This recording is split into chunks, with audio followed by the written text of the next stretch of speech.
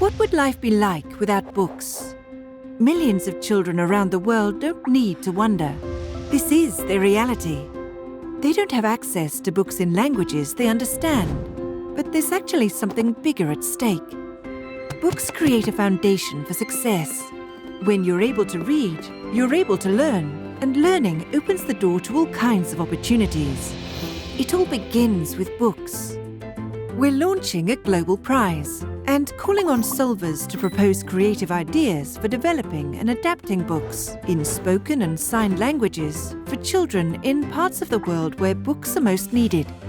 The reading materials will live on the Global Digital Library, an online collection of books that will be available in more than 100 languages, accessible to children, parents, teachers and ministries of education in digital and print formats.